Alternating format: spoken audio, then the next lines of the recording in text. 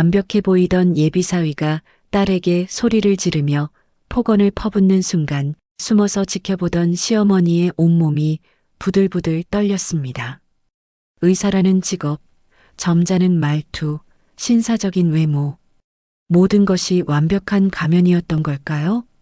딸의 행복을 지키려던 어머니의 선택이 오히려 딸을 지옥으로 밀어넣으려 하고 있었습니다. 안녕하세요.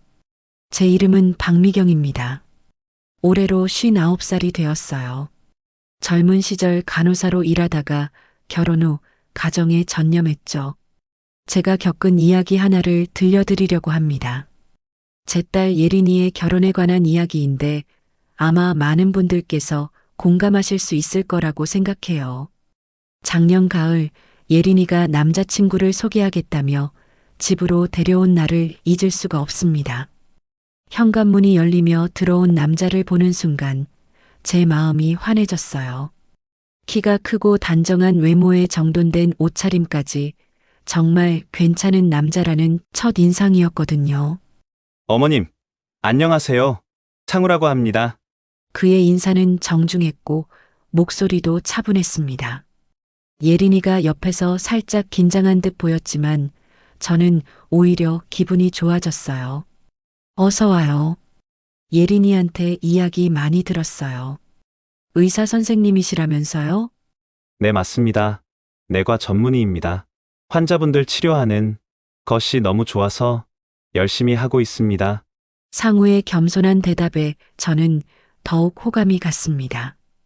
요즘 젊은 남자들은 대부분 건방지고 무례한 경우가 많은데 이렇게 예의 바른 사람을 만나니 얼마나 반가웠는지 몰라요.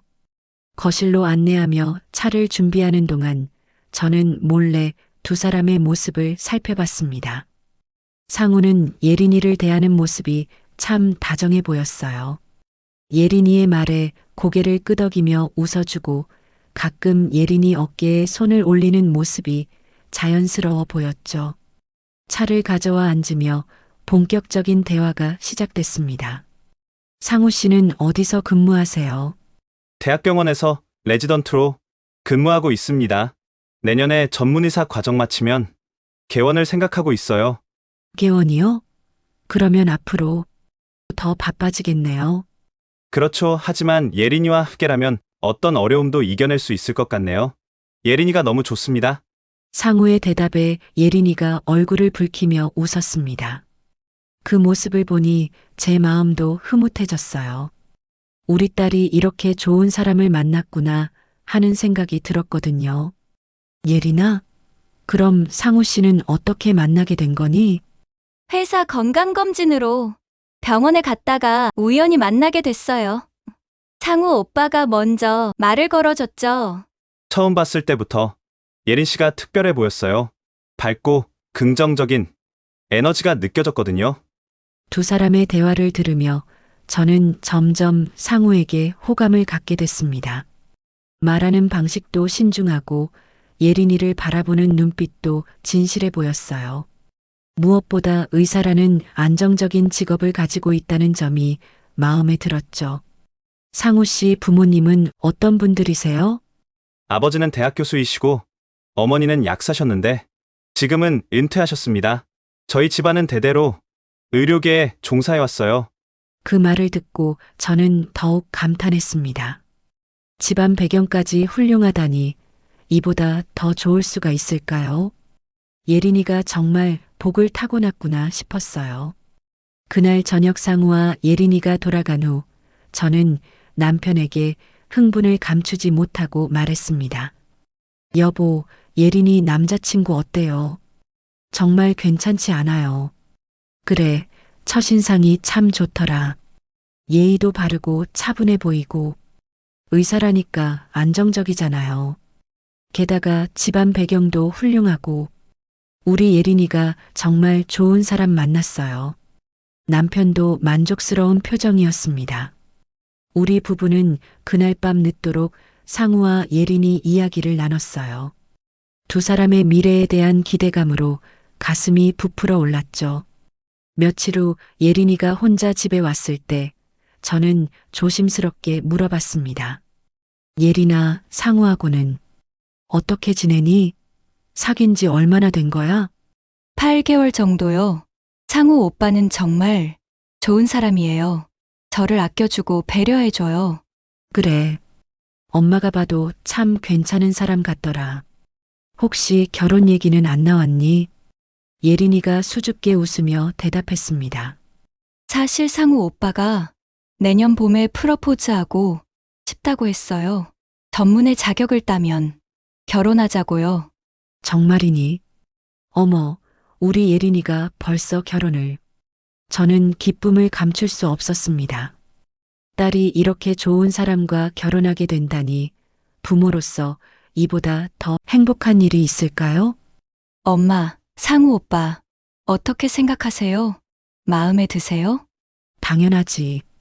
의사의 집안도 좋고 무엇보다 너를 아끼는 게 눈에 보여. 엄마는 정말 만족스러워. 예린이가 환하게 웃었습니다. 그 웃음을 보니 제 마음도 따뜻해졌어요. 딸이 행복해하는 모습만큼 부모를 기쁘게 하는 것은 없으니까요.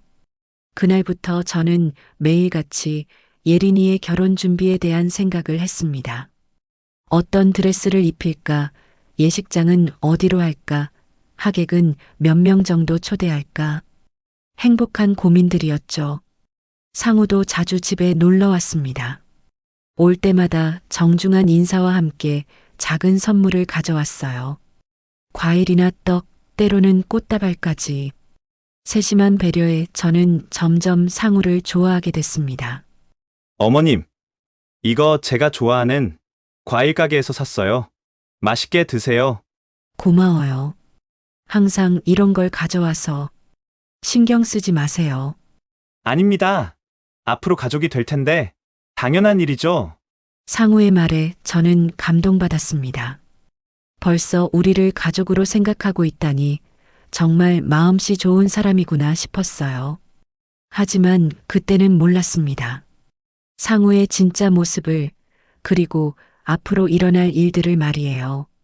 완벽해 보이는 외모와 예의 바른 말투 뒤에 숨겨진 진실을 알게 될 줄은 꿈에도 생각하지 못했거든요. 그날 밤 저는 일기장에 이렇게 적었습니다. 예린이가 정말 좋은 사람을 만났다.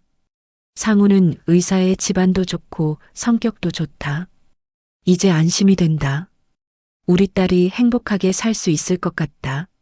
하지만 이 일기를 쓰고 몇 달 후 저는 이 글을 다시 읽으며 쓴웃음을 지을 줄은 그때는 상상도 못했답니다. 사람의 겉모습과 속마음이 이렇게 다를 수 있다는 걸, 그리고 완벽해 보이는 사람일수록 더 큰 비밀을 숨기고 있을 수 있다는 걸 깨닫게 될 줄은 말이에요. 그때만 해도 저는 상우가 최고의 사위감이라고 확신했습니다. 하지만 운명이란 참 아이러니한 것 같아요. 가장 행복하다고 생각하는 순간에 가장 큰 시련이 기다리고 있다는 걸 그때는 전혀 알 수 없었으니까요. 겨울이 깊어가던 어느 토요일 오후였습니다. 예린이와 상우가 함께 집에 놀러 온 날이었어요. 평소와 다름없이 두 사람은 다정한 모습이었고 저는 저녁 준비를 하며 행복한 기분에 젖어 있었습니다.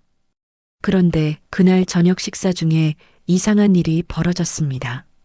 예린이가 자신의 회사 동료들과 다음 주말에 등산을 가기로 했다는 이야기를 꺼낸 순간이었어요. 오빠, 다음 주 토요일에 회사 사람들이랑 등산 가기로 했거든? 오빠도 시간 되면 같이 갈래요? 그때까지 온화한 표정이던 상우의 얼굴이 순간 굳어지는 걸 제가 봤습니다. 아주 짧은 순간이었지만 분명히 불쾌한 표정이 스쳐 지나갔어요. 등산, 회사 사람들이랑? 응, 신입사원들이랑 회사 사람들이지. 환영회 겸해서 가는 거야. 재미있을 것 같은데 오빠도 갔으면 좋겠는데? 상우가 젓가락을 내려놓으며 말했습니다. 예린아, 매일 회사 사람들이랑 얼굴 보는데 주말까지 또 회사 사람들과 시간을 보낼 필요가 있어? 그 말을 듣는 순간 저는 뭔가 이상하다고 느꼈습니다. 상우의 어조가 평소보다 차가웠고 무엇보다 예린이가 등산을 가는 걸 달가워하지 않는다는 게 느껴졌거든요. 아, 그런 게 아니라 그냥 새로운 동료들과 친해지려고요. 예린이가 당황한 듯 대답했습니다. 저는 그 모습을 보며 마음이 불편해졌어요. 왜 우리 딸이 자신의 남자친구 앞에서 이렇게 위축되어야 하는 걸까요? 제가 끼어들었습니다. 상우야, 젊은 사람들끼리 등산 가는 건 좋은 일이야. 그걸 왜 못 가게 그렇게 반대하는 거야? 우리 딸이 간다는데 그렇게 반대할 필요가 있어? 구속이 너무 심한 거 아니야? 상우가 저를 바라보며 억지로 미소를 지었습니다. 네, 맞습니다. 어머님 말씀이 옳죠? 제가 괜히 걱정을 했나 봅니다. 하지만 그의 미소가 진심에서 나온 게 아니라는 걸 저는 느낄 수 있었어요. 뭔가 억지로 꾸며낸 것 같은 느낌이었거든요. 그날 밤 두 사람이 돌아간 후 저는 남편에게 이야기했습니다. 여보, 오늘 상우가 좀 이상하지 않았어요. 이상하다니 뭐가? 예린이가 등산 간다고 했을 때 표정이 별로 안 좋았어요. 마치 기분 나빠하는 것 같더라고요. 남편이 고개를 갸웃거렸습니다. 그래? 나는 못 봤는데 뭘 그렇게 신경을 써? 주말에도 붙어 있고 싶어서 그런 거지 뭐. 우리도 처음에는 그랬잖아. 기억나지 당신도? 글쎄요. 뭔가 달랐어요. 예린이를 통제하려는 것 같은 느낌이랄까? 당신이 너무 예민하게 생각하는 거 아니야? 상우가 워낙 예린이를 아끼니까 그런 거겠지. 남편의 말에 고개를 끄덕였지만 마음 한구석에 남은 불편함은 쉽게 가시지 않았습니다. 며칠 후 예린이에게 전화를 걸었습니다. 예린아, 등산은 잘 다녀왔니? 네, 즐거웠어요. 날씨도 좋고 사람들도 다 좋더라고요. 상우는 아직도 막 언짢아 하니? 예린이가 잠시 침묵하더니 대답했습니다. 별로 기분 좋아하지 않았어요. 제가 남자 동료들과 사진도 찍고 그래서 좀 질투하는 것 같았어요. 그래도 이해해주겠지. 회사 사람들이랑 친해지는 것도 중요한 일인데. 네. 그런데 오빠가 앞으로는 이런 모임 참석하기 전에 미리 상의하자고 하더라고요. 그 말을 듣고 저는 깜짝 놀랐습니다. 상의하자고요? 이게 말이나 되나요? 성인인 예린이가 회사 모임에 참석하는데 왜 남자친구와 상의를 해야 하는 건가요? 상의하자고? 그게 무슨 뜻이니? 그냥 미리 알려달라는 뜻인 것 같아요. 걱정이 되니까요. 예린이의 대답이 조금 어색했습니다. 뭔가 숨기고 있는 것 같은 느낌이 들었어요. 예린아, 혹시 상우가 너를 너무 간섭하는 건 아니니? 아니에요. 엄마 그냥 저를 아껴서 그런 거예요. 걱정 마세요. 하지만 예린이의 목소리에는 기쁨도 없었고 확신도 없었습니다. 저는 점점 불안해지기 시작했어요. 그 주말 상우가 혼자 집에 찾아왔습니다. 예린이는 회사 일로 출근한 상태였어요. 어머님, 안녕하세요. 예린이 없는데 혼자 왔네? 어서 와. 예린이는 회사 갔는데 갑자기 무슨 일로 왔어? 상우가 거실에 앉으며 진지한 표정을 지었습니다. 사실 어머님께 드리고 싶은 말씀이 있어서 왔습니다. 그래, 무슨 말이든지 상관없으니까 해봐. 예린이 회사 생활에 대한 건데요. 요즘 너무 야근이 많은 것 같아요. 몸이 걱정됩니다. 그래도 젊으니까 괜찮을 거야. 마케팅 회사가 원래 바쁘잖아. 상우가 고개를 끄덕이더니 조심스럽게 말했습니다. 그런데 어머님, 혹시 예린이가 결혼 후에도 계속 일을 하려고 하는지 아세요? 그야 예린이가 결정할 일이겠지만 왜 그런 걸 물어보는데? 사실 의사 아내들은 대부분 남편을 도우며 살아요. 병원 일이 불규칙하다 보니 아내가 집안을 돌봐주는 게 중요하거든요. 그 말을 듣고 저는 당황했습니다. 상우가 결혼 후 예린이가 일을 그만두기를 바라고 있다는 걸까요? 하지만 예린이는 일을 정말 좋아해. 너도 알잖아. 자기 일에 대한 자부심도 크고 말이야. 그래서 일을 해라 말아라는 너도 그리고 나도 결정권이 없어. 그건 오로지 그 아이의 결정이 우선이야. 물론 그건 이해합니다. 어머님. 하지만 집안일과 회사 일을 둘 다 잘해내는 건 쉽지 않습니다. 특히 아이가 생기면 더욱 그럴 거고요. 상우의 말에는 은근한 압박감이 느껴졌습니다. 마치 예린이가 결혼 후 당연히 일을 그만두어야 한다고 생각하는 것 같았어요. 그건 두 사람이 충분히 상의해서 결정할 문제지. 왜 그걸 나한테 말하는 거야? 어차피 나는 예린이 결정을 따를 거야. 나는 예린이 엄마니까. 네, 맞습니다. 다만 어머님께서도 예린이에게 조언해 주시면 좋겠어요. 현실적인 부분을 말이죠. 상우가 돌아간 후 저는 한동안 그 자리에 앉아 생각에 잠겼습니다. 뭔가 이상했어요. 상우가 예린이의 일에 대해 지나치게 관심을 보이는 것도 그렇고 마치 이미 결정된 것처럼 말하는 것도 이상했죠. 그날 저녁 예린이가 집에 왔을 때 저는 조심스럽게 물어봤습니다. 예린아, 상우 씨랑 결혼 후 일 계속하는 것에 대해서 이야기해 본 적 있니? 예린이가 잠시 멈칫하더니 대답했습니다. 한 번 정도요. 상우 오빠는 제가 일 그만두는 게 좋겠다고 해요. 정말이야? 너는 어떻게 생각하는데? 엄마, 나는 일을 계속하고 싶어요. 하지만 상우 오빠 말도 일리가 있어서 고민 중이에요. 예린이의 표정에 고민이 가득했습니다. 평소 당차고 자신만만하던 딸의 모습이 아니었어요. 예린아, 너의 인생이야. 내가 하고 싶은 대로 하면 돼. 남자친구라고 해서 그리고 결혼할 상대라고 해서 너의 인생을 결정할 수는 없어. 그렇긴 한데 상우 오빠도 제 미래를 걱정해서 하는 말이니까요. 그 말을 듣고 저는 마음이 무거워졌습니다. 예린이가 점점 상우의 생각에 휘둘리고 있다는 느낌이 들었거든요. 그날 밤 잠자리에 누워서도 계속 생각이 났습니다. 상우의 태도, 예린이의 변화, 그리고 제가 느낀 이상한 감정들. 뭔가 잘못되어 가고 있다는 불안감이 점점 커져만 갔어요. 혹시 제가 너무 예민하게 생각하는 걸까요? 아니면 정말로 상우에게 문제가 있는 걸까요? 그때만 해도 저는 확신할 수 없었습니다. 하지만 마음 깊은 곳에서 작은 경고음이 울리고 있다는 걸 느낄 수 있었어요. 완벽해 보이던 상우의 가면에 첫 번째 균열이 생기기 시작한 순간이었습니다. 봄이 다가오던 3월의 어느 화요일 저녁이었습니다. 예린이가 평소보다 늦게 집에 들어왔어요. 얼굴이 상기되어 있고 눈가가 조금 부어 보였습니다. 예린아, 왜 이렇게 늦었니? 얼굴이 안 좋아 보이네. 예린이가 소파에 털썩 앉으며 한숨을 내쉬었습니다.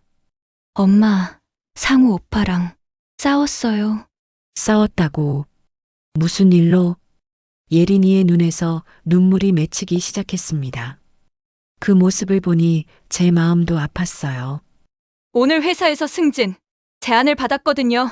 데리러 올라가는 건데 정말 기뻤어요. 그래서 상우 오빠한테 바로 연락했죠. 승진이라니 정말 잘 됐구나. 그런데 왜 싸운 거야? 예린이가 눈물을 닦으며 계속 말했습니다. 상우 오빠가 승진을 축하해 주기는커녕 화를 내더라고요. 왜 자기한테 상의도 없이 승진을 받아들이냐고요. 아니 그게 무슨 엉뚱한 소리야?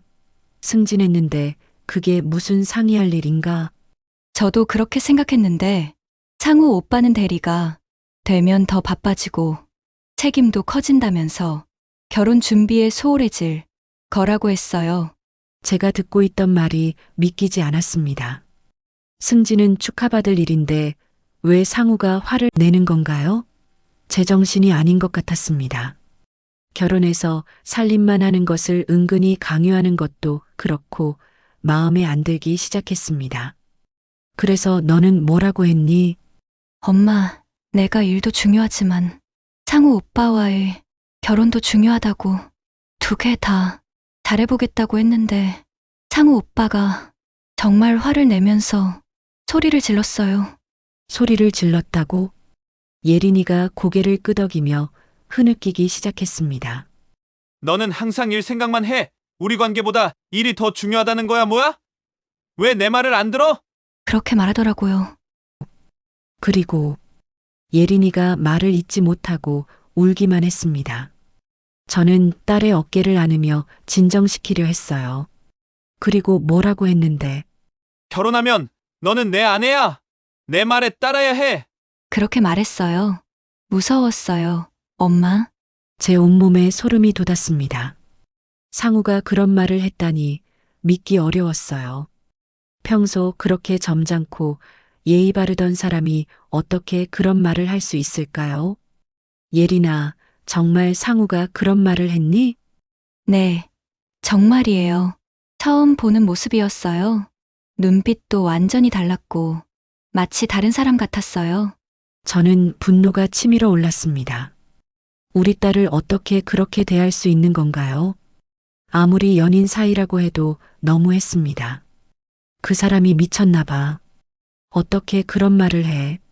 넌 잘못한 게 하나도 없어. 하지만 엄마, 제가 상우 오빠 기분을 상하게 한 것도 같아요.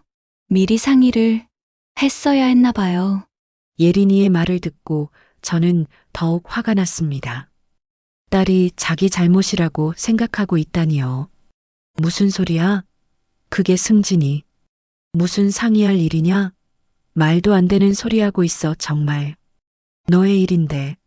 상우가 완전히 잘못했어. 그날 밤 저는 잠을 이룰 수가 없었습니다. 상우의 진짜 모습을 본 것 같아 충격이 컸거든요. 과연 이런 사람과 우리 딸이 결혼해도 괜찮을까요? 다음 날 아침 저는 남편에게 모든 상황을 이야기했습니다. 여보, 큰일 났어요. 상우가 어제 예린이한테 소리를 질렀대요. 남편의 표정이 심각해졌습니다. 소리를 질렀다고? 그래, 무슨 일로? 예린이 승진 때문에요. 상의도 없이 승진을 받아들였다고 화를 냈다나요. 그게 무슨 말이야? 승진이 좋은 일인데. 저도 그렇게 생각해요. 게다가 결혼하면 자기 말에 따라야 한다고도 했대요. 남편의 얼굴이 일그러졌습니다. 그런 말을 했다고? 그 녀석이 정말 그랬어? 예린이가 직접 한 말이에요. 그 아이가 거짓말할 이유가 없잖아요. 남편도 충격을 받은 듯 했습니다. 우리 부부는 그날 종일 상우에 대한 이야기를 나눴어요. 과연 이런 사람과 딸이 결혼해도 괜찮을지 진지하게 고민했죠. 며칠 후 상우가 집에 찾아왔습니다. 예린이와 함께였는데 두 사람 모두 어색한 분위기였어요. 어머님, 안녕하세요. 상우의 인사는 평소와 같았지만 저는 이제 그의 진짜 모습을 알고 있었습니다. 겉으로는 예의 바른 척하지만 속으로는 예린이를 통제하려 한다는 걸 말이에요. 어서 와요. 저는 일부러 차갑게 대답했습니다. 상우가 제 변화를 눈치챘는지 조금 당황하는 듯 보였어요. 거실에 앉아 이야기를 나누는 동안 저는 상우의 행동을 유심히 관찰했습니다. 예린이가 무언가 말하려 할 때마다 상우가 미묘하게 제지하는 모습, 예린이의 의견보다 자신의 생각을 우선시하는 모습들이 눈에 들어왔어요. 예린이가 화장실에 간 사이 상우가 저에게 말했습니다. 어머님, 며칠 전에 예린이와 작은 오해가 있었는데 다 해결됐습니다. 그게 오해라고? 예린이 승진건으로요. 제가 조금 감정적으로 반응했나 봅니다. 조금 감정적이었다고? 소리를 지르고 위협적인 말을 한 게 조금 감정적인 거였어? 자네 이런 식이면 우리 딸이랑 결혼 못하니까 그렇게 알고 똑바로 행동해. 상우의 표정이 굳어졌습니다. 위협적인 말이요. 그런 적 없는데요. 예린이한테 결혼하면 무조건 네 말에 두 말 없이 따라야 한다고 하지 않았어? 상우가 잠시 당황하더니 변명을 늘어놓기 시작했습니다. 아, 그건 제가 표현을 잘못한 것 같습니다. 결혼하면 서로 배려해야 한다는 뜻이었는데, 배려? 일방적으로 예린이더러 자기 말 들으라는 게 배려야? 상우가 말을 잇지 못했습니다. 그때 예린이가 돌아왔고 더 이상 이야기를 계속할 수는 없었죠. 그날 두 사람이 돌아간 후 저는 확신했습니다. 상우는 겉으로는 완벽해 보이지만 속으로는 예린이를 자신의 소유물로 생각하고 있다는 걸 말이에요. 다음 주말 저는 예린이를 따로 불러 진지한 대화를 나눴습니다. 예린아, 엄마가 하는 말 잘 들어봐. 상우랑 지금 관계를 다시 한번 생각해 보는 게 어떨까? 왜요? 엄마 상우 오빠가 뭘 잘못했다고요? 잘못했다기보다는 너를 너무 통제하려고 하는 것 같아. 그게 걱정이야. 예린이가 고개를 저었습니다. 그게 아니에요. 엄마 상우 오빠는 저를 걱정해서 그런 거예요. 사랑하니까 그런 거라고요. 사랑은 자유를 주는 거야. 상대방을 통제하는 게 아니라. 하지만 예린이는 제 말을 듣지 않으려 했습니다. 이미 상우의 논리에 설득당한 상태였어요. 말로만 듣던 가스라이팅을 당해서 이미 소용이 없었습니다. 엄마는 상우 오빠를 오해하고 있어요. 오빠는 정말 좋은 사람이에요. 그날 밤 저는 남편과 심각한 대화를 나눴습니다. 여보, 예린이가 상우한테 완전히 세뇌된 것 같아요. 자기가 통제당하고 있다는 걸 깨닫지 못하고 있어요. 일단 더 지켜봐야겠어. 당신도 그러니까 너무 선을 넘는 행동을 해서 예린이에게 상처 주는 일이 없도록 조심해. 네, 알겠어요. 일단 상우의 본 모습을 더 확실하게 보여줄 증거가 필요해요. 저는 그때부터 상우를 더욱 주의 깊게 관찰하기 시작했습니다. 언젠가는 그의 가면이 완전히 벗겨질 날이 올 거라고 확신했어요. 그리고 그날이 오면 예린이도 진실을 깨달을 수 있을 거라고 믿었죠. 하지만 그때는 몰랐습니다. 상우의 진짜 모습이 제가 상상했던 것보다 훨씬 더 끔찍할 거라는 걸 말이에요. 4월 중순의 어느 토요일 오후였습니다. 예린이가 상우와 함께 쇼핑을 나간다며 집을 나섰어요. 저는 평소처럼 집안일을 하며 지내고 있었는데 갑자기 예린이에게서 전화가 왔습니다. 엄마, 지갑을 집에 두고 나온 것 같아요. 제 방에서 좀 찾아주실 수 있어요? 알겠어. 어디 뒀는지 기억나니? 책상 위에 있을 거예요. 찾으면 카톡으로 알려주세요. 전화를 끊고 예린이 방으로 향했습니다. 책상 위를 살펴보니 지갑이 보이지 않더라고요. 혹시 서랍 안에 있나 싶어 서랍을 열어보는데 그때 이상한 종이 쪽지가 눈에 들어왔습니다. 예린이 스케줄 관리라고 적힌 수첩이었어요. 호기심에 펼쳐보니 깜짝 놀랐습니다. 예린이의 일정이 빼곡히 적혀 있었는데 모든 일정에 상우의 허가 여부가 표시되어 있었어요. 손이 덜덜 떨렸습니다. 이게 무슨 일인가요? 31살 성인인 우리 딸이 모든 일정을 남자친구에게 허락받고 있다는 건가요? 더 충격적인 건 맨 뒤 페이지에 적힌 내용이었습니다. 상우 오빠를 화나게 하지 않는 방법. 미리 모든 일정 상의하기. 남자친구들과의 연락 최소화하기. 직장 동료들과 사적인 만남 피하기. 상우 오빠 의견에 항상 동의하기. 반박하지 말고 수용하는 자세 보이기.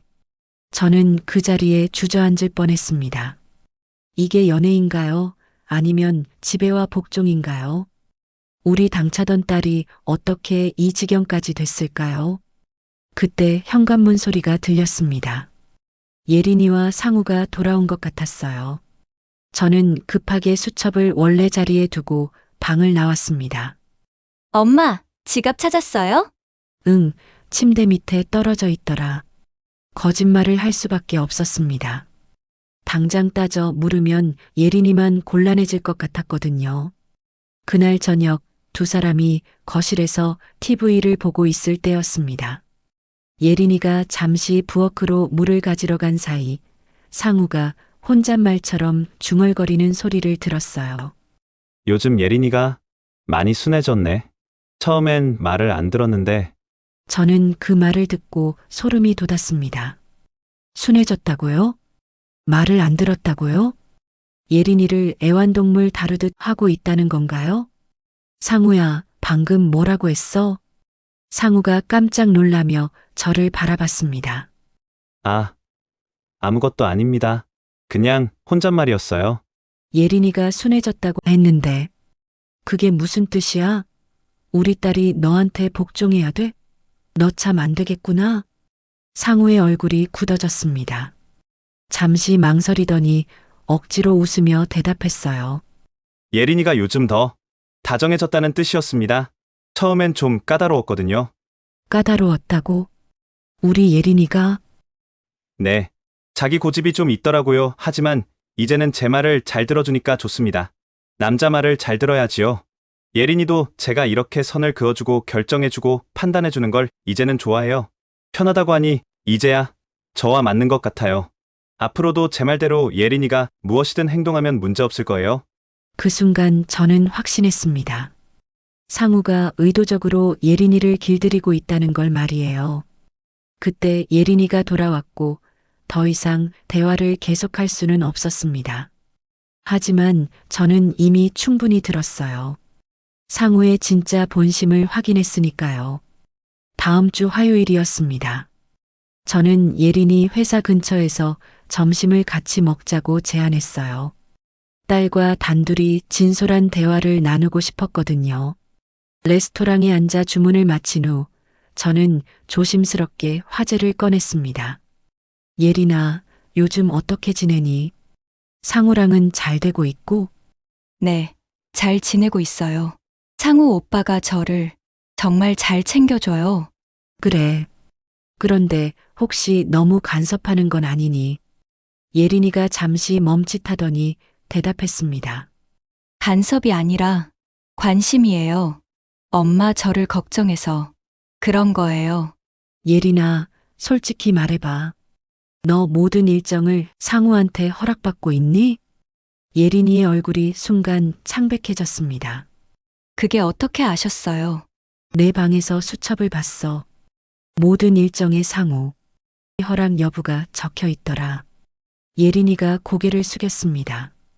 한참을 침묵하더니 작은 목소리로 말했어요. 상우 오빠가 제가 어디서 뭘 하는지 알아야 안심한다고 해요. 그래서 미리 말해주고 허락받는 거예요. 나도 어느 순간 이런 게 편해졌어요.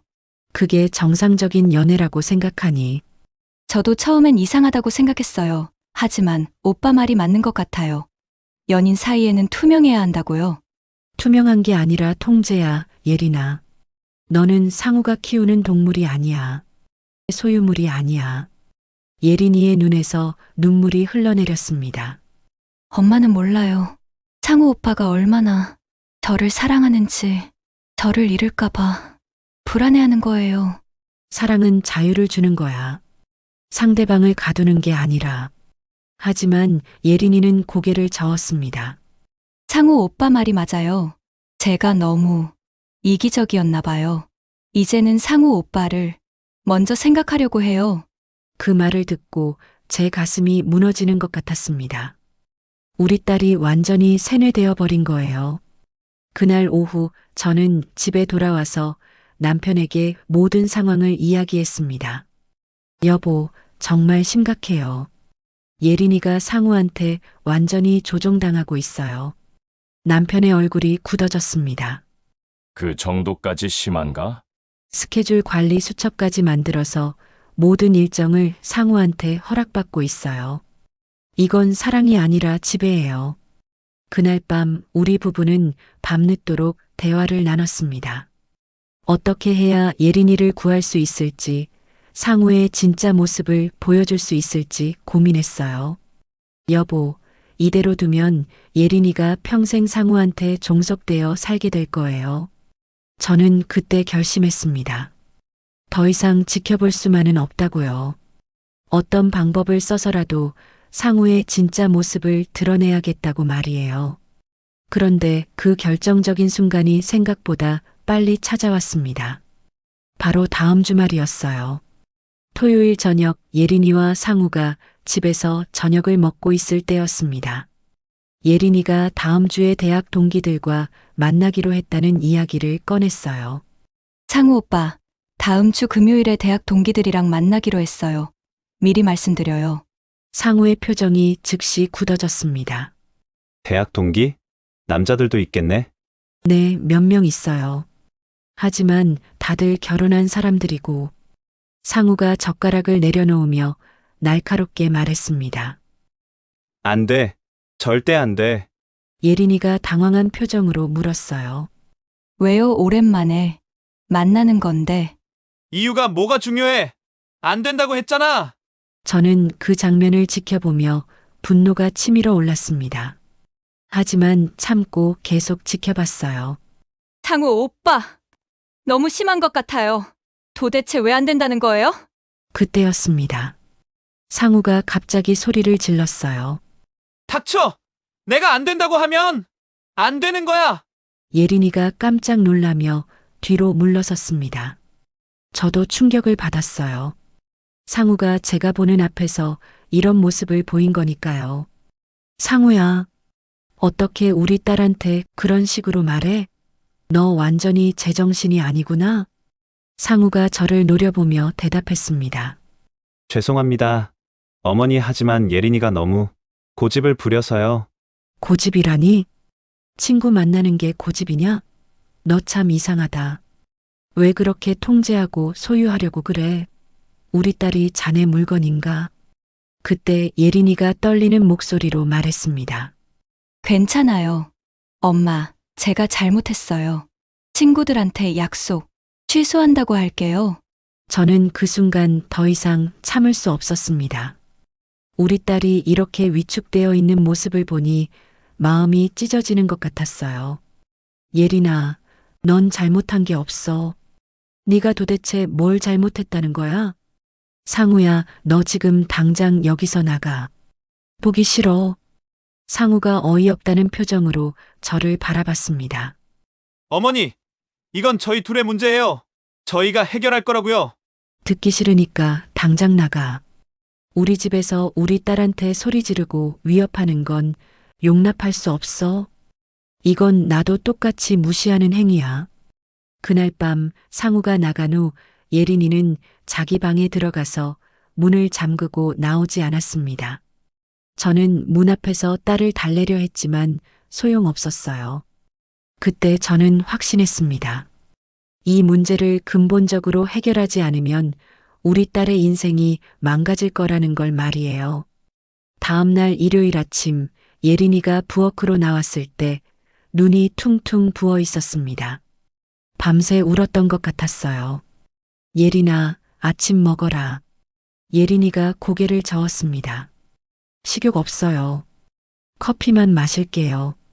저는 딸의 옆에 앉으며 말했습니다. 예린아, 어제 일 때문에 힘들지? 예린이가 눈물을 글썽이며 대답했어요. 엄마가 상우, 오빠를 쫓아내서 정말 화가 났을 거예요.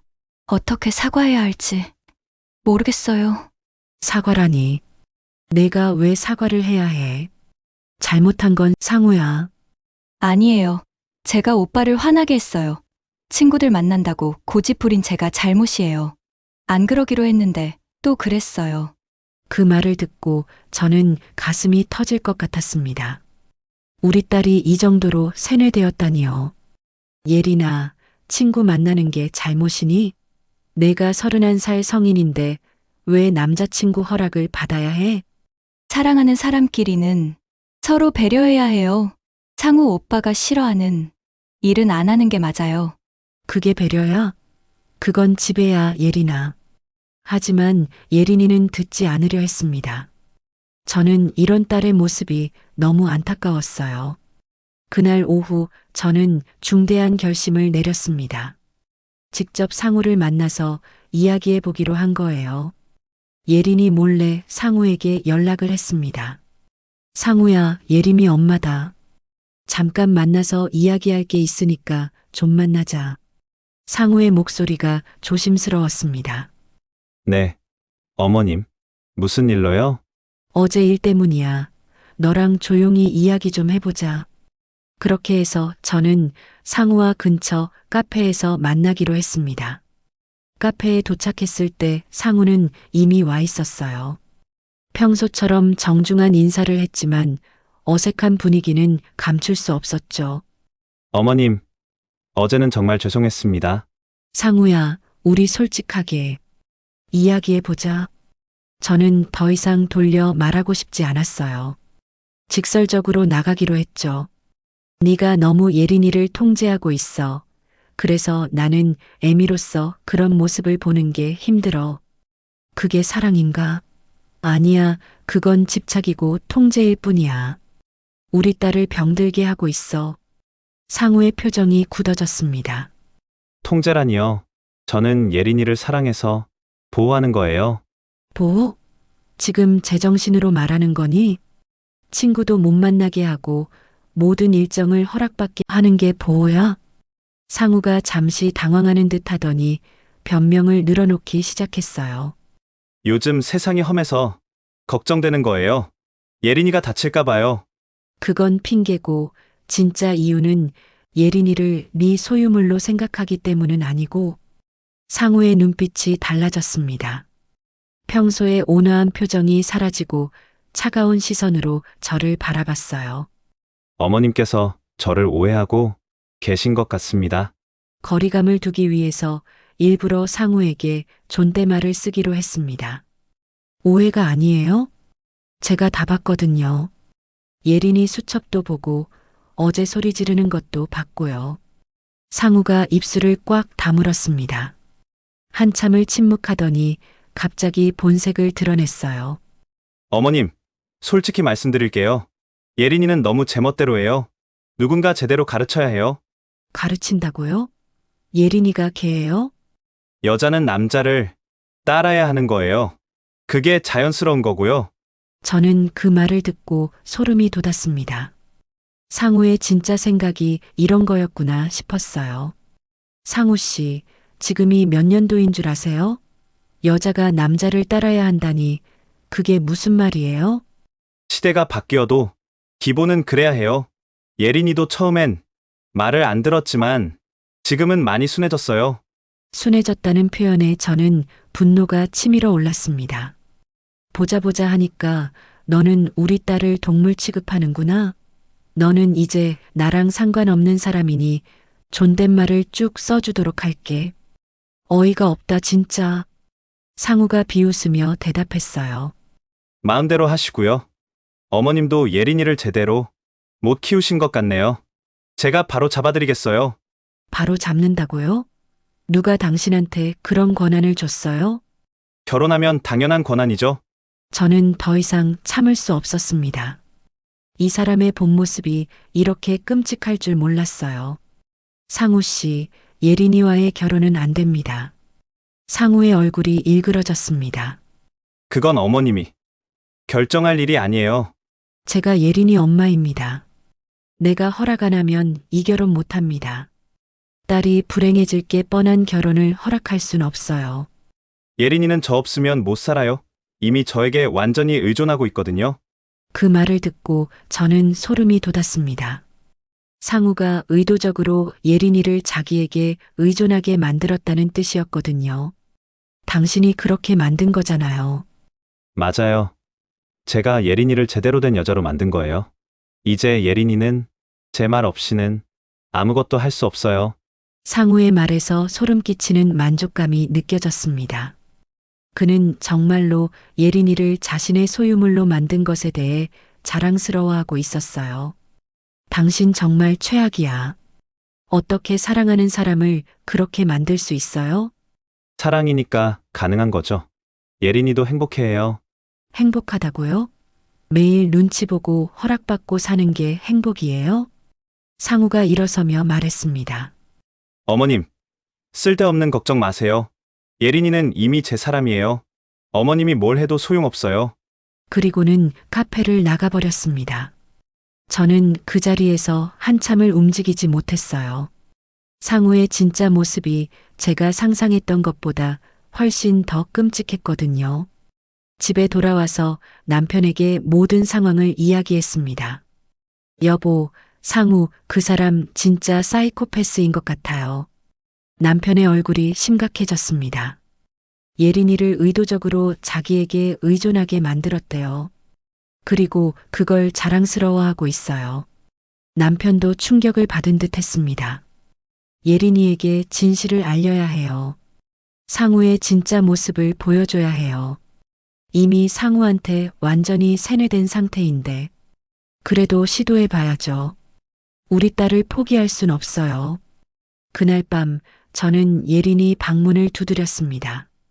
예린아, 엄마랑 잠깐 이야기할 수 있을까? 예린이가 문을 열어줬지만 표정이 좋지 않았어요. 무슨 말씀이세요? 오늘 상우를 만났어. 예린이의 얼굴이 창백해졌습니다. 왜 상우 오빠를 만났어요? 너 때문이야. 상우의 진짜 모습을 확인하고 싶어서. 그리고 저는 상우와 나눈 대화의 내용을 모두 이야기했습니다. 예린이를 가르치겠다고 한 말, 순하게 만들었다고 자랑한 말, 이미 자기 사람이라고 한 말까지요. 하지만 예린이의 반응은 예상과 달랐습니다. 엄마가 상우, 오빠를 화나게 해서 그런 말을 한 거예요. 평소 오빠는 그런 사람이 아니에요. 예린아, 내가 지금 어떤 상황인지 깨달아야 해. 저는 정상적으로 연애하고 있어요. 엄마가 오해하는 거예요. 예린이는 끝까지 상우를 감쌌습니다. 저는 절망감이 들었어요.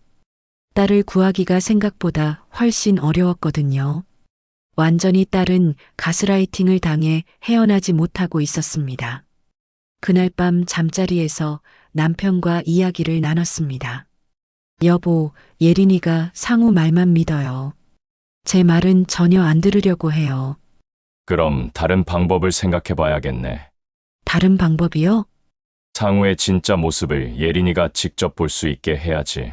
저는 그 말에 고개를 끄덕였습니다. 말로는 안 되니까 직접 보여주는 수밖에 없겠다고 생각했어요. 하지만 어떻게 해야 할지는 막막했습니다. 상우는 예린이 앞에서는 절대 본 모습을 보이지 않을 테니까요.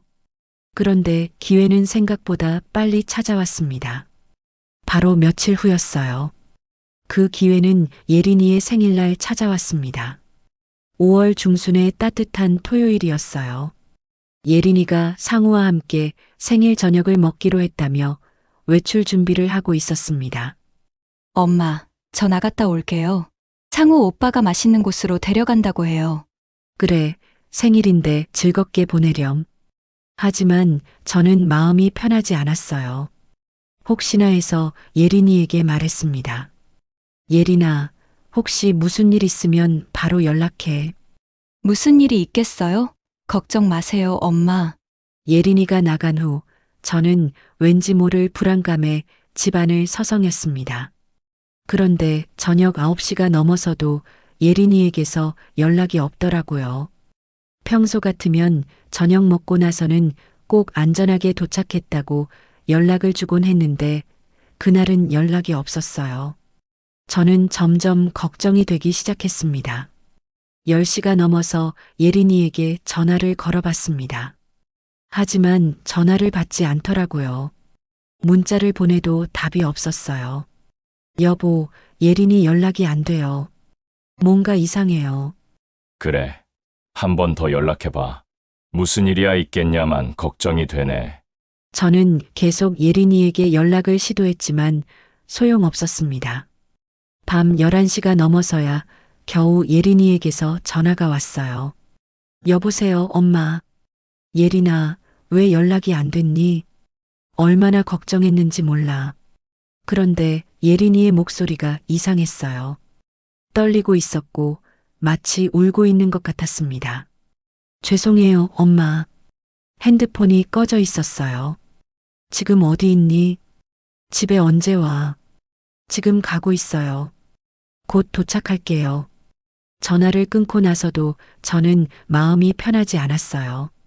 예린이의 목소리에서 뭔가 문제가 있었다는 게 느껴졌거든요. 30분 후 예린이가 집에 들어왔습니다. 그런데 그 모습을 보고 저는 깜짝 놀랐어요. 눈가가 빨갛게 부어 있고 화장도 다 지워진 상태였거든요. 예린아, 왜 이렇게 됐니? 무슨 일 있었어? 아무것도 아니에요. 그냥 감정이 복받쳐서요. 감정이 복받쳤다고. 생일인데 왜? 예린이가 고개를 숙이고 대답을 피했습니다. 저는 뭔가 심상치 않다는 걸 느꼈어요. 예린아, 상우랑 무슨 일 있었니? 상우 오빠는 잘해줬어요. 하지만 예린이의 표정과 말이 다르다는 걸 저는 느낄 수 있었습니다. 분명히 뭔가 있었어요. 예린아, 엄마한테 솔직하게 말해봐. 무슨 일이 있었는지. 예린이가 한참을 망설이더니 작은 목소리로 말했습니다. 상우 오빠가 조금 화를 냈어요. 화를 냈다고? 왜? 제가 다른 남자 직장 동료가 보낸 생일 축하 문자에 답장을 했거든요. 그걸 보고 화를 낸 거예요. 저는 그 말을 듣고 어이가 없었습니다. 생일 축하 문자에 답장한 것도 화낼 일인가요? 그래서 어떻게 됐는데? 오빠가 제 핸드폰을 뺏어서 그 동료한테 다시는 연락하지 말라고 문자를 보냈어요.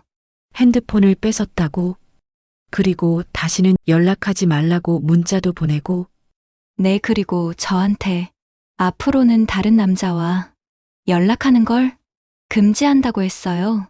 저는 그 순간 분노가 치밀어 올랐습니다. 생일날 딸을 이렇게 만든 거예요. 예린아, 그게 정상이라고 생각하는 거야, 지금? 상우 오빠도 질투해서 그런 거예요. 저를 너무 사랑해서요. 사랑이 그런 거니. 질투가 그런 식으로 표현되는 거야. 그런데 예린이가 갑자기 울음을 터뜨렸습니다. 엄마, 사실은 더 무서운 일이 있었어요. 더 무서운 일이라니. 예린이가 떨리는 목소리로 계속 말했습니다. 상우 오빠가 저를 차 안에 가둬놨어요. 제가 내리겠다고 해도 문을 안 열어줬어요. 세상에 어떻게 이런 일이? 정말로 차에 가뒀다고? 네, 그리고 제가 다른 남자들과 연락하면 어떻게 될지 보여주겠다고 했어요. 정말 무서웠어요. 저는 그 말을 듣고 온몸이 떨렸습니다. 상우가 예린이를 감금했다는 건가요? 예린아, 그건 범죄야. 감금이라고. 하지만 상우 오빠 말이 맞는 것 같기도 해요. 제가 너무 가볍게 행동한 건지도 몰라요. 가볍게 행동했다고. 생일 축하 문자에 고맙다고 답한 게 가볍게 행동한 거야? 너 정말 왜 그러니? 정신 좀 차려, 예린아. 예린이가 고개를 숙였습니다. 여전히 자신이 잘못했다고 생각하고 있는 것 같았어요. 그때 현관문 소리가 들렸습니다. 남편이 늦은 시간에 외출해서 돌아온 거였어요. 당신 큰일 났어요. 저는 남편에게 예린이에게 일어난 모든 일을 이야기했습니다. 남편의 얼굴이 점점 굳어졌어요. 상우 그 놈이 예린이를 차에 가뒀다고? 네, 그리고 핸드폰도 뺏어서 다른 남자한테 연락하지 말라는 문자까지 보냈대요. 그건 완전한 스토킹이고 감금이야. 남편이 예린이에게 말했습니다. 예린아, 이제 그만 깨달아야 된다. 상우는 너를 사랑하는 게 아니라 소유하려고 하는 거야. 하지만 예린이는 여전히 고개를 저었습니다. 아빠도 몰라요. 상우 오빠가 얼마나 절 아끼는지. 아끼는 게 이런 거니? 감금하고 협박하는 게 아끼는 거야? 그때 예린이의 핸드폰이 울렸습니다. 상우에게서 온 문자였어요. 예린아, 미안해. 너무 화가 나서 그랬어. 내일 만나서 이야기하자. 예린이가 그 문자를 보고 안도하는 표정을 지었어요. 봐요, 오빠가 사과하고 있잖아요. 저는 그 순간 깨달았습니다. 말로는 아무리 해도 예린이를 설득할 수 없다는 걸 말이에요. 직접 상우의 진짜 모습을 보여주는 수밖에 없었어요. 예린아, 내일 상우 만나는 거 엄마도 같이 가면 안 될까? 왜요? 저희 둘이 해결할 문제인데요. 엄마가 걱정되어서 그래. 한 번만 같이 가자. 예린이가 망설이더니 결국 허락해줬습니다. 저는 그때 결심했어요. 내일 상우의 진짜 모습을 예린이가 직접 보게 해주겠다고 말이에요. 다음날 일요일 오후 저희는 상우와 만나기로 한 카페로 향했습니다. 예린이는 상우를 만나는 것을 기대하고 있었지만 저는 다른 생각을 하고 있었어요. 카페에서 상우를 기다리는 동안 저는 예린이에게 말했습니다. 예린아, 오늘 상우가 어떻게 행동하는지 잘 지켜봐. 왜 그런 말씀을 하세요? 그냥 엄마 말 잘 들어봐. 잠시 후 상우가 도착했습니다. 평소처럼 정중한 인사를 했지만 제가 함께 있다는 걸 알고 조금 당황하는 듯 보였어요. 어머님도 함께 오셨네요. 네, 제가 따라왔어요. 어제 일 때문에 걱정되어서요. 상우의 표정이 순간 굳어졌습니다. 하지만 곧 억지로 미소를 지으며 말했어요. 어제는 제가 감정적으로 행동했습니다. 예린이한테 사과하러 왔어요. 엄마 그런데 왜 상우 오빠한테 남처럼 존댓말을 해요? 앞으로는 그렇게 하기로 했어. 상우 씨도 알고 있어. 신경 쓰지 마. 그건 그렇고 감정적으로 행동했다고요? 예린이를 차에 가두고 핸드폰을 빼앗은 게 감정적으로 행동한 거예요. 상우가 당황한 표정으로 예린이를 바라봤습니다. 예린아, 어머니한테 뭐라고 했니? 사실대로 말했어요. 상우 오빠가 저를 차에 가뒀다고요. 그때 상우의 가면이 다시 벗겨지기 시작했습니다. 내가 언제 가뒀어? 그냥 진정하라고 한 거잖아. 문을 안 열어줬잖아요. 그건 내가 흥분해서. 위험했으니까. 저는 그 순간을 놓치지 않았습니다. 위험했다고요. 예린이가 뭐가 위험했어요? 상우가 말을 잇지 못했습니다. 그리고 점점 본 모습을 드러내기 시작했어요. 어머님, 예린이는 아직 어려서. 모르는 게 많아요. 제가 가르쳐 줘야 해요. 가르친다고요? 31살 성인을 가르친다고요? 여자는 남자가 이끌어줘야 해요. 예린이도 그걸 원하고 있어요.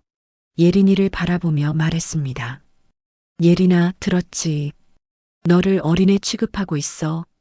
하지만 예린이는 여전히 상우를 감쌌습니다. 상우 오빠가 그런 뜻으로 한 말이 아니에요. 그때 상우가 돌변했습니다. 맞아. 나는 예린이를 어린애라고 생각해. 왜냐하면 실제로 어린애거든. 예린이의 얼굴이 창백해졌습니다. 상우가 자신을 어린애라고 직접 말한 거니까요. 그리고 앞으로도 내가 모든 걸 결정할 거야. 내가 뭘 해도 될지 안 될지 모든 걸 내가 정하는 거야. 상우의 목소리가 점점 거칠어졌습니다. 더 이상 가면을 쓸 필요가 없다고 생각한 것 같았어요. 예린이가 떨리는 목소리로 말했습니다. 상우 오빠, 왜 이렇게 말해요? 이게 현실이야. 너는 나 없으면 아무것도 못해. 이미 그렇게 만들었으니까. 그 순간 예린이의 눈에서 뭔가 깨달음의 빛이 스쳐 지나갔습니다. 마침내 상우의 진짜 모습을 보게 된 거예요. 상우의 마지막 말을 듣고 예린이는 한동안 말을 잇지 못했습니다. 그의 얼굴에서 모든 색깔이 빠진 것 같았어요. 마치 지금까지 꿈속에서 살다가 갑자기 현실로 떨어진 것 같은 표정이었죠. 상우 오빠 저를 그런 식으로 생각했던 거예요? 예린이의 목소리가 떨렸습니다. 처음으로 상우를 의심하는 눈빛이었어요. 상우가 당황한 듯 말을 바꾸려 했습니다. 아니야. 예린아, 내가 잘못 말한 거야. 하지만 이미 늦었어요. 예린이는 상우의 진짜 모습을 봐버린 거니까요. 아니에요. 오빠 진심이죠. 저를 어린애라고 생각하고 조종할 수 있는 인형으로 생각했던 거죠. 예린이의 목소리에 분노가 섞이기 시작했습니다. 그동안 억눌렸던 감정들이 터져 나오는 것 같았어요. 예린아, 진정해. 사람들이 다 보고 있어. 상우가 주의를 의식하며 말했지만 예린이는 더 이상 신경 쓰지 않았습니다. 진정하라고요. 제가 왜 진정해야 해요? 그동안 오빠가 저한테 한 짓들을 생각해 보세요. 예린이가 일어서면서 목소리를 높였어요. 친구들도 못 만나게 하고 직장 일에도 간섭하고 모든 일정을 허락받게 하고 이게 사랑이라고 생각했어요. 상우의 얼굴이 일그러졌습니다. 예린아, 지금 여기서 이러면 안 돼. 안 된다고요? 또 저를 통제하려는 거예요? 저는 그 순간 딸이 드디어 깨어나고 있다는 걸 느꼈습니다. 오랫동안 기다려왔던 순간이었어요. 예린이가 계속 말했습니다. 어제도 제 생일인데 저를 차에 가두고 핸드폰을 뺏었잖아요. 그게 사랑이에요? 상우가 얼굴을 붉히며 일어났습니다. 그만해, 예린아. 사람들이 다 듣고 있다고. 듣게 내버려둬요. 오빠의 진짜 모습을 다들 알았으면 좋겠어요. 그때 상우가 예린이의 팔을 거칠게 잡았습니다. 지금 당장 입 다물어. 저는 그 모습을 보고 즉시 일어났습니다. 손 놔요. 우리 딸한테 손대지 마세요. 카페 안의 사람들이 저희를 쳐다보기 시작했어요. 상우가 당황하며 예린이의 팔에서 손을 뗐습니다. 예린이가 자유로워진 팔을 비비며 말했습니다. 이제야 알겠어요. 오빠가 저한테 한 모든 일들이 사랑이 아니라 지배였다는 걸요. 상우가 마지막으로 설득해 보려 했습니다. 예린아, 나는 정말 너를 사랑해서. 사랑이라는 말 하지 마세요. 오빠는 사랑이 뭔지 모르는 사람이에요. 예린이가 저를 바라보며 말했습니다. 엄마, 집에 가요. 더 이상 여기 있고 싶지 않아요. 우리가 카페를 나서려는데 상우가 뒤따라왔습니다.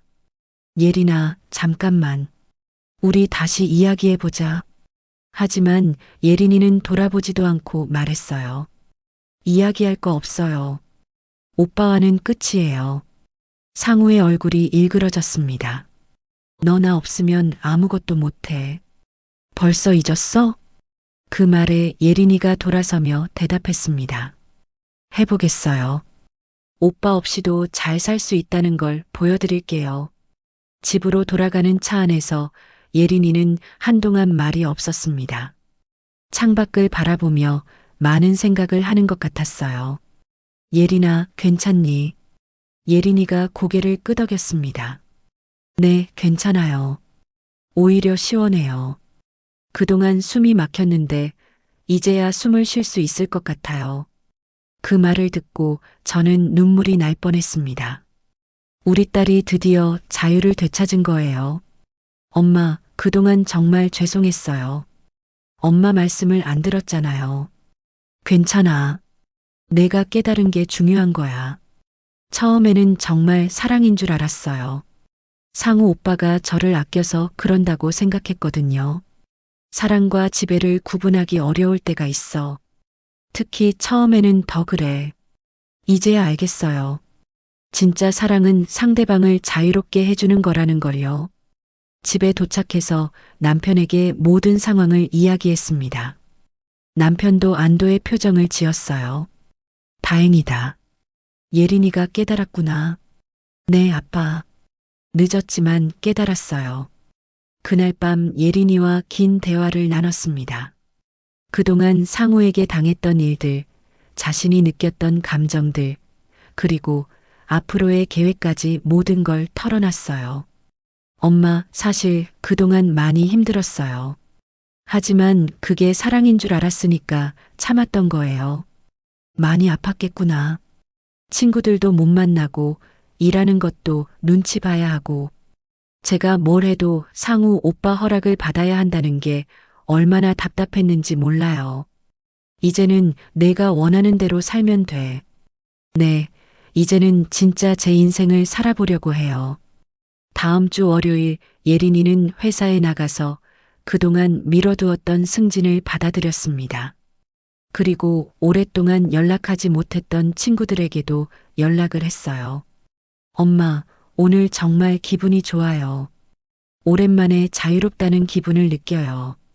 그래, 앞으로는 계속 그렇게 자유롭게 살아. 며칠 후 상우가 집으로 찾아왔습니다. 예린이를 만나달라고 했지만 예린이는 만나기를 거부했어요. 어머님, 제발 예린이 좀 만나게 해주세요. 제가 잘못했어요. 상우 씨, 이미 늦었어요. 예린이는 새로운 인생을 시작했어요. 저 정말 변할게요. 예린이 없으면 안 돼요. 변한다고요. 본성은 안 바뀌어요. 예린이가 현명한 선택을 한 거예요. 상우는 한참을 애원했지만 저는 단호하게 거절했습니다. 다시는 우리 딸을 그런 사람에게 맡길 수는 없었거든요.